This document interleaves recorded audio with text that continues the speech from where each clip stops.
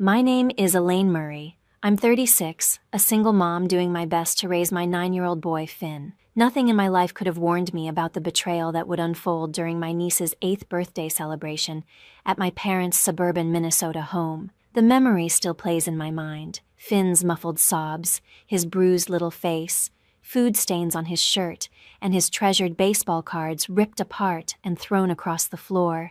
My sister and her friend laughed it off, calling it a harmless prank. "You're overreacting," they mocked. But I knew better. I saw the terror in Finn's eyes, the kind no child should ever have to feel. This wasn't playful teasing, it was intentional. They wanted to humiliate him, to crush his confidence. As realization hit me, my heart pounded. The very people I had trusted were the ones inflicting this cruelty. Each word they spoke sliced through me, years of unspoken resentment within the family crashing down like a storm. I stood frozen, hands trembling, knowing I had to face the truth, no matter how painful it was. What kind of family treats a child this way? How far would you go to protect someone you love? Stay with me as I reveal the shocking betrayal and how I found the courage to fight back. Have you ever had to confront your own family to defend someone dear to you? Tell me your story in the comments. I'll read them all. Raising Finn on my own has been the hardest yet proudest journey of my life. At 36, I've spent years rebuilding a stable world for us after divorcing Gary, Finn's father, a software engineer who moved to the opposite coast once we separated. I managed both motherhood and an accounting career from a modest Minnesota apartment. Every long evening buried in spreadsheets, every frantic drive to Finn's games or school performances felt worthwhile when I saw his bright smile and heard him talk about his baseball cards, his little sanctuary. My sister has always viewed me as competition, her jealousy shadowing every success I've had. When I was 17, I earned a full scholarship to a top university for my academic record and debate victories. She sabotaged it by sending false claims to the admissions office, accusing me of plagiarism. The offer was revoked, and I spent years drowning in student loans. My mother, Beatrice, never questioned her. Instead, she gifted my sister a red convertible at graduation, saying she deserved it for her hard work, brushing off my honors as meaningless. My father, Stanley, stayed silent, his quiet approval speaking louder than words. He'd take my sister on special trips, while my own achievements earned me nothing more than a brief good job. The sting of that favoritism never faded. Later, in college, I met Gary and fell in love completely. Gary and I once built our lives around shared dreams, talking late into the night about the future we wanted together. But my sister forced her way between us, showing up uninvited on our dates and quietly poisoning Gary's thoughts with her sugary malice. "She's not ready to settle down," she'd murmur, her voice coated in false concern.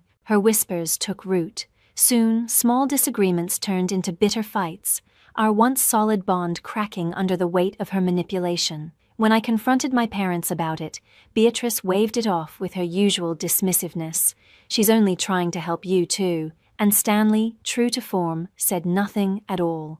When the marriage finally collapsed, I was left raising Finn alone, piecing our lives back together while my sister escaped without consequence. Finn discovered his love for baseball cards at 6, after Gary gave him a simple starter pack.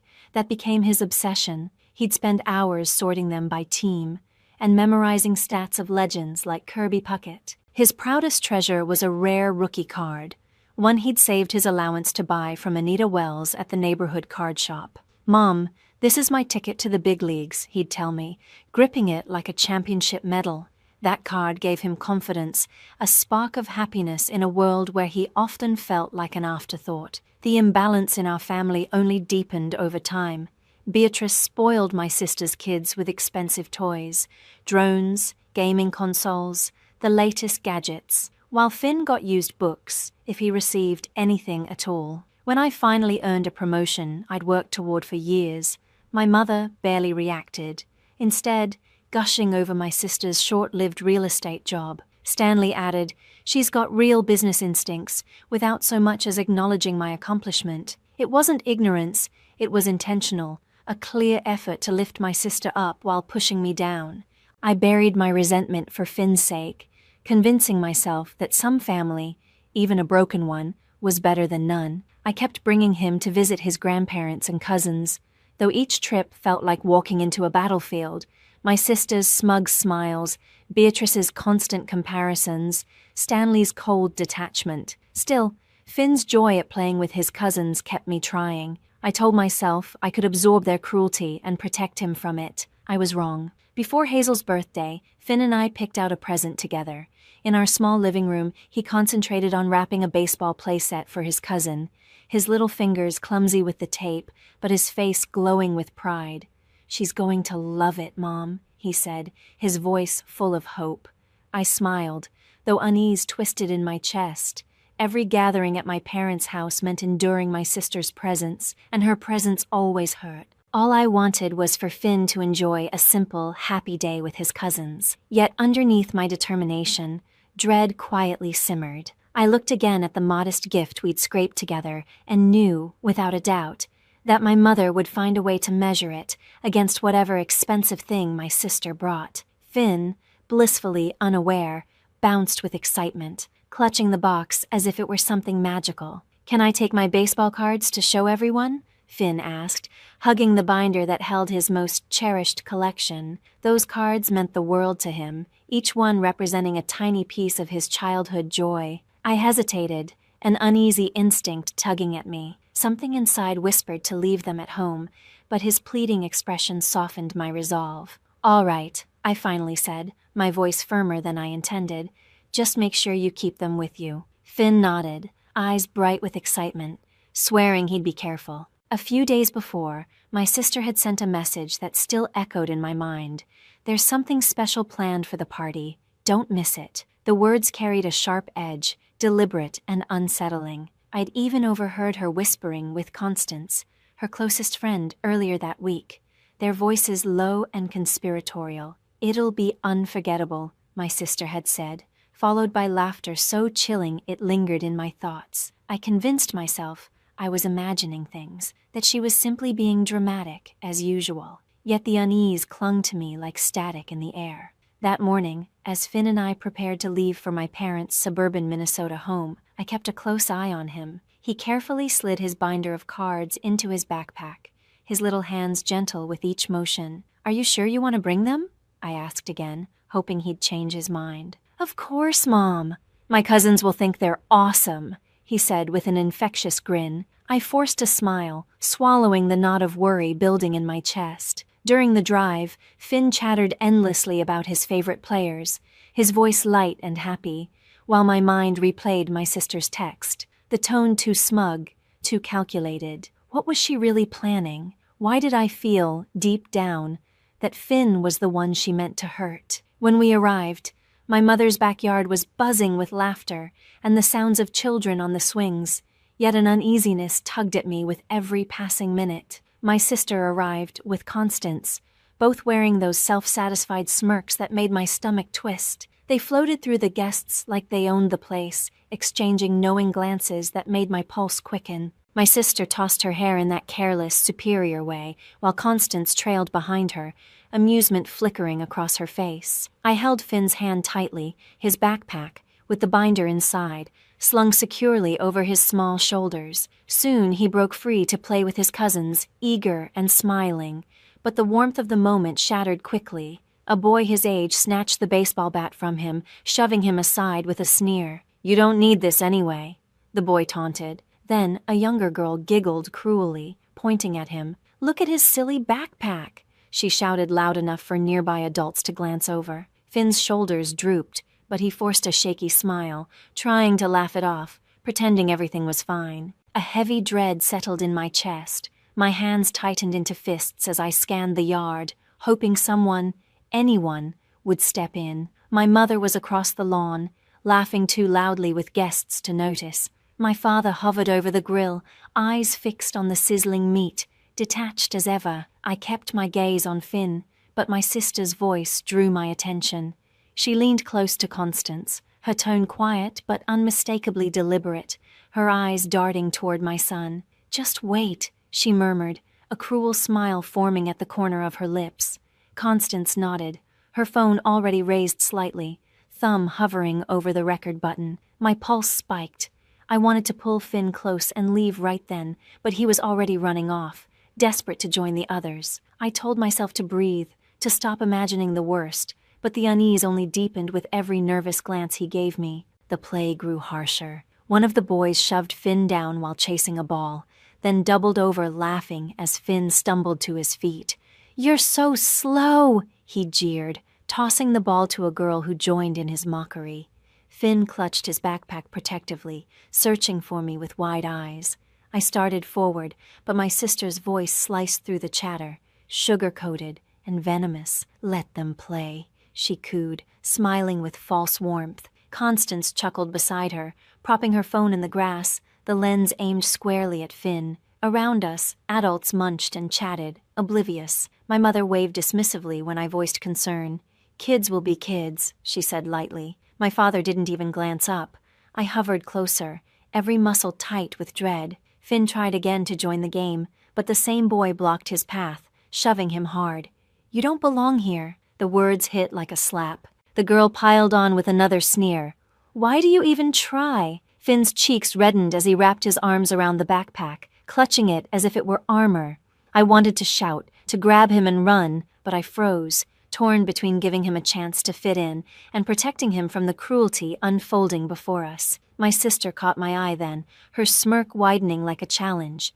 Constance remained motionless, her phone still trained on Finn, her expression hungry for whatever scene was about to unfold. Each giggle, each whispered word, twisted my stomach tighter. Finn tried to keep up his brave smile, though his eyes betrayed him. I edged closer, voice low and trembling. "Finn, stay near me." He nodded, but his cousins yanked him back into their circle, laughter sharp as glass. My sister leaned toward Constance again, whispering something I couldn't hear, both of them staring straight at my son. The dread that had been gnawing at me hardened into absolute certainty. Something terrible was unfolding, and I wasn't sure I could stop it. Then came a strangled cry from the small tent in the yard, so raw and frightened that it froze me in place. The noise of laughter and conversation faded into a distant hum as I tore across the lawn, my heart thundering in my ears. The tent flap hung open, and inside, under the muted glow, I found Finn crumpled on the ground,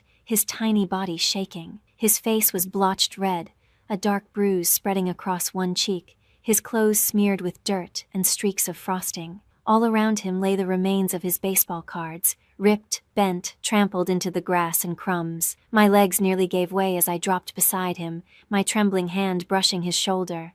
"Finn, honey, what happened?" I whispered, my voice splintering. He looked up, eyes swollen and wet, his fear so deep it hollowed me out. "Mom, please don't say anything," he choked, his voice barely audible. "They'll just hate me more." The words struck harder than any blow. His small hands clung to my arm, pleading for silence. I pulled him close, his sobs muffled against my chest, each sound tearing through me. The fragments of his ruined collection, even his prized rookie card, lay scattered in the dirt. That simple joy he'd guarded so fiercely was destroyed.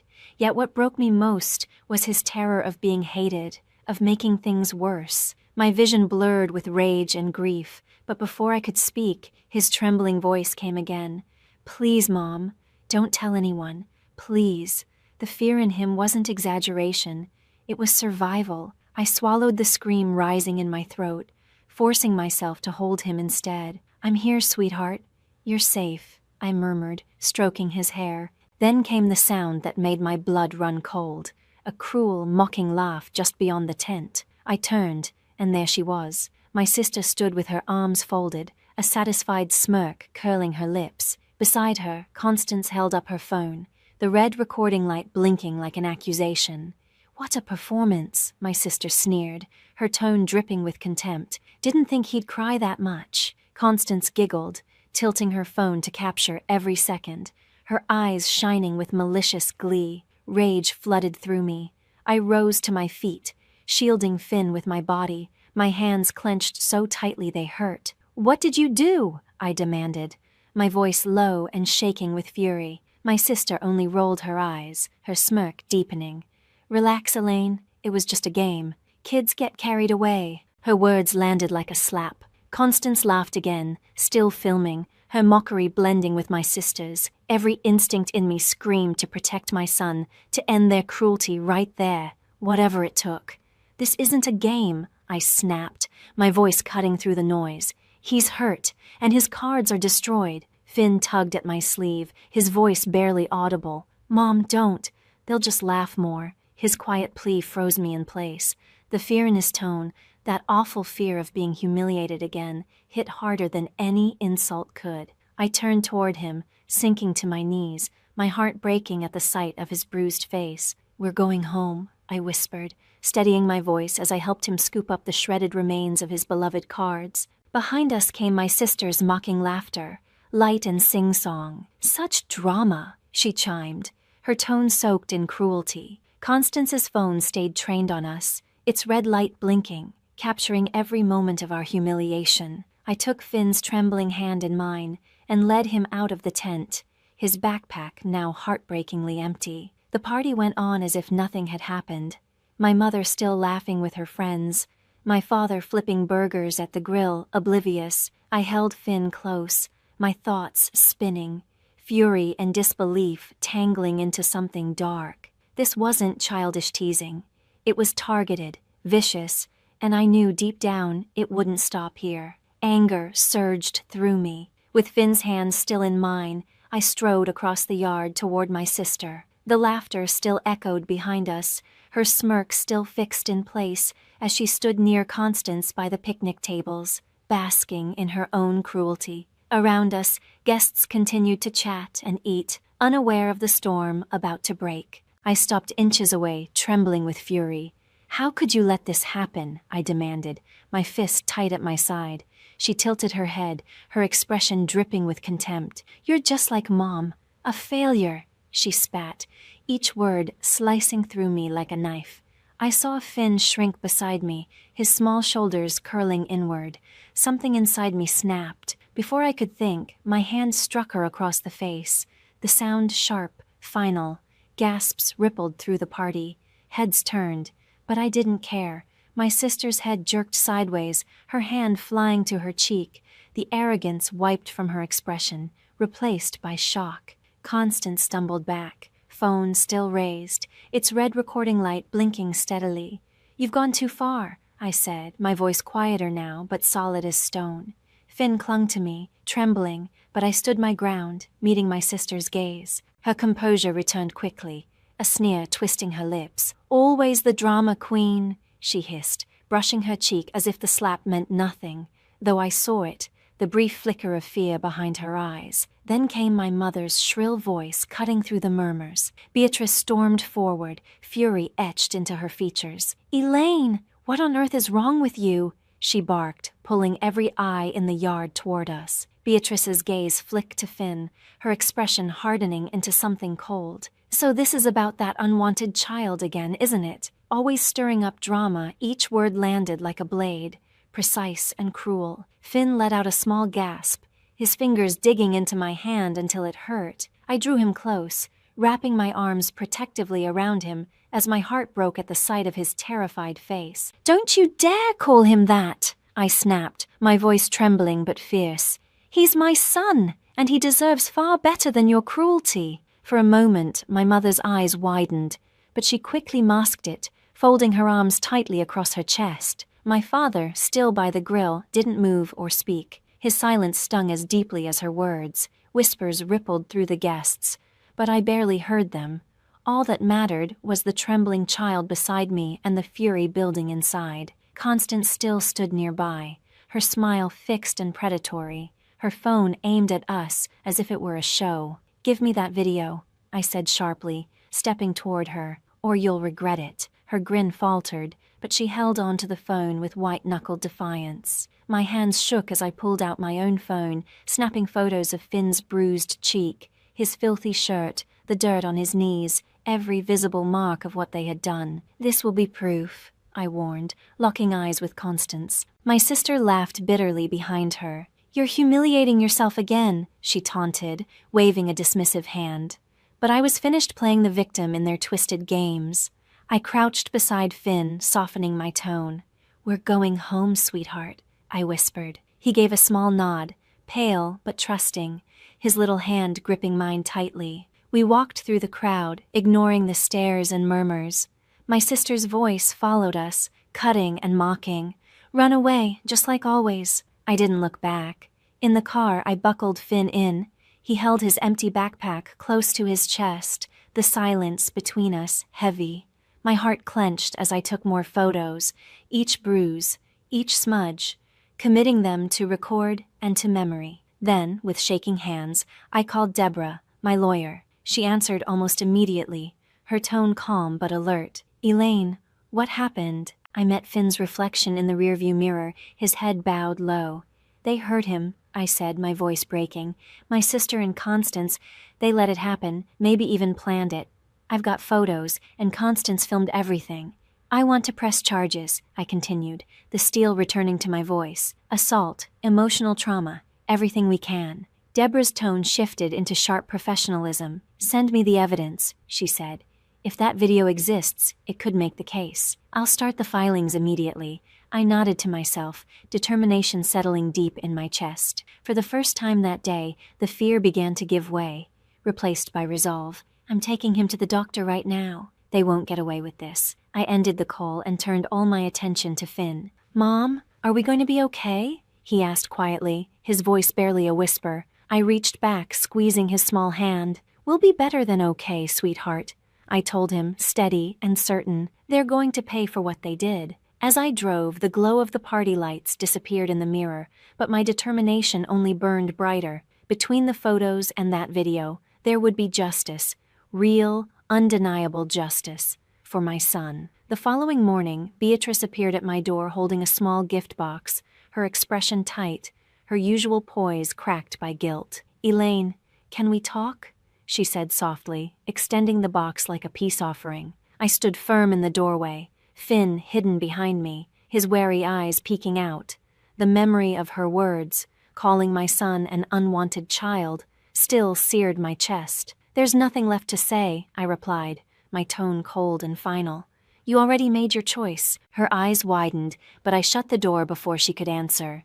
My heart raced, torn between the sting of defiance and the relief of protecting my child. His safety mattered more than her remorse. Days later, the fallout began. Constance's video had gone public, leaked by one of the guests who'd grown sick of my sister's arrogance. The footage was damning. Beatrice laughing while Finn cried, her cruelty immortalized for everyone to see. The internet exploded. The polished image she'd carefully built as a gracious real estate agent crumbled overnight. Clients canceled listings, her colleagues distanced themselves, and the same community that once praised her now condemned her ruthlessly. Deborah moved fast, filing the lawsuit for assault and emotional distress. The evidence, Finn's injuries, the recordings, the photos, was irrefutable. Beatrice's frantic voicemails flooded my inbox, full of tears and excuses, but I deleted each one without listening. Justice was already closing in. From then on, I focused only on helping Finn heal. The bruises faded, but his silence lingered, heavy and unsettling. I took him to Dr. Larson, a gentle child psychologist who helped him find his voice again. "I think if I stay quiet, people will like me more," he whispered during one session. The words broke me, but I squeezed his hand, promising he would never face cruelty like that again. At home, we began to rebuild. Gary, my ex-husband, started calling every evening, teaching Finn baseball tips over the phone. Each call brought back a spark of joy to my son's eyes. Our friends Theo and Evelyn wrapped us in kindness. Theo took Finn to the batting cages, cheering every hit, while Evelyn invited us for dinner, filling our little apartment with laughter and warmth. One night, as we all sat together, Finn told Theo about a new pitcher he admired, his voice bright and full of excitement, the sound of a child rediscovering his joy, piece by piece. Watching Finn that day, my heart swelled with cautious hope. Each small victory, each smile, felt like a thread mending what had once been torn inside him. On a cool, sunny afternoon, I took him to our neighborhood baseball card shop, the same one where his love for the game had begun. His eyes sparkled as he scanned the glossy rows of cards until he spotted one that made him gasp, a rookie card. "Mom, can we get this one?" he asked, his voice bubbling with excitement. I smiled and placed the money on the counter. "You've earned it, sweetheart," I said, gently ruffling his hair. Outside, Finn hugged the pack against his chest, his steps lighter than I'd seen in months. It was as though he had finally set down the weight he'd been carrying. Therapy with Dr. Larson continued, each session helping him peel back another layer of fear. "He's remarkably resilient," Dr. Larson told me once, "but your love, that's what keeps him grounded." I poured every bit of myself into him, reading bedtime stories, cheering from the sidelines, listening when he whispered his worries late at night. Gary even joined one of the sessions. His steady presence helped rebuild the fragile bridge between father and son. Theo and Evelyn invited us to a picnic, where Finn chased a ball across the grass with other kids, laughter spilling out of him.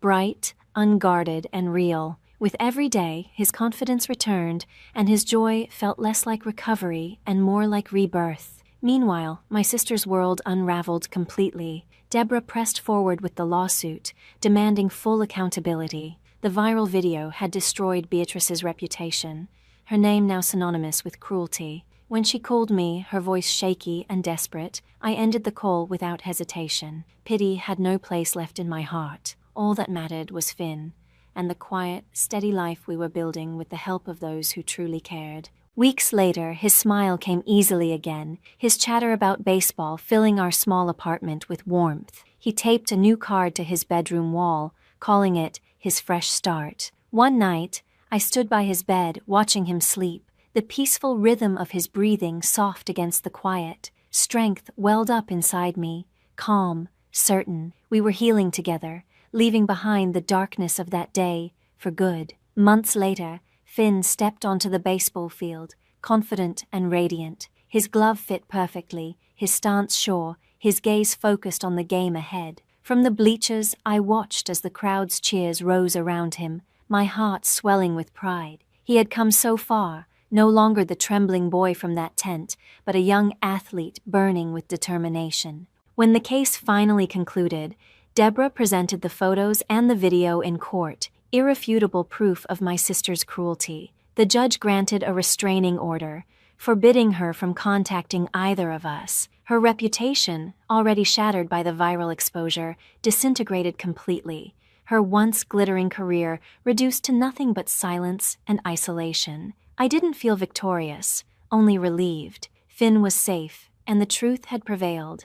Justice, I realized, wasn't revenge. It was freedom. I blocked Beatrice's number, and eventually the calls stopped. Her voice, and the chaos she brought, faded out of our lives for good. The voicemails she left, full of excuses and shallow remorse, went unheard. I owed her nothing, not after what she'd done to my son. Blood no longer defined what family meant to me. Family was built by the ones who stayed, who showed up when everything fell apart. Gary, Evelyn, and Theo had become our foundation, the steady anchors that kept us grounded. With their support, Finn began to flourish again. At school, he joined the baseball team, earning his place through hard work and quiet determination. His coach praised his quick reflexes, and his teammates began to chant his name with pride. One sunny afternoon, Gary took Finn to practice, tossing pitch after pitch while Finn swung with growing confidence. "You've got real talent, kid," Gary said, smiling wide. Finn's laughter carried across the field, pure and light. Moments like that, filled with belief and encouragement, helped him bloom into himself again. Evelyn and Theo never wavered. Evelyn baked the cookies Finn adored, filling our apartment with their warm, sweet scent, while Theo shared stories about his own childhood games, inspiring new dreams in Finn's young heart. At the team's cookout, Finn ran freely with his friends, laughter bubbling out of him, joy unrestrained. I watched from the sidelines, my chest glowing with gratitude. These were the people who had chosen to love us. They were the family we were meant to have. One evening, Finn sat at the kitchen table, arranging his baseball cards with careful precision. "Mom, I'm glad we have each other," he said quietly, but with conviction. I knelt beside him, resting my hand on his shoulder. "Me too, sweetheart," I whispered. "Family is the people who protect you, the ones who lift you up." Finn nodded, understanding more than any child should have to. That night, when I tucked him into bed, he wrapped his arms tightly around my neck, a hug filled with trust and peace. I held him close, knowing that we had finally stepped out of the darkness. The court's decision had sealed our protection. The video that once symbolized his pain had become the very proof that set us free. The weight of my mother's judgment and my sister's cruelty was gone. Beatrice's betrayal had revealed something I would never forget. Family isn't defined by shared blood, but by shared love. It's made of those who stay when it would be easier to walk away. As Finn's baseball season rolled on, I cheered at every game, my voice echoing alongside Gary's and Theo's. Evelyn's laughter filled the stands as she passed out cookies to the kids. And when Finn hit a double, his teammates swarmed him, their cheers rising into the bright afternoon air. I clapped until my palms burned, smiling so hard it hurt. He wasn't the frightened boy I'd found crying in that tent anymore. He was Finn, strong, confident, and surrounded by love. Looking back, I could see how far we'd come. The pain of that day hadn't broken us. It had forged us into something unshakable. I had learned to release the people who wounded us, and to build a home with those who loved us without conditions. Finn had discovered that he was enough, that his worth was never tied to anyone else's approval. Together, we found our strength and created a family out of choice, not obligation. As the sun dipped below the horizon, its warm glow spilling across the baseball field, Finn turned toward me, raising his glove high in triumph. I waved back, my heart brimming with love and pride. Family isn't defined by blood. It's the people who protect you, who believe in you, who stay. And finally, we had found ours.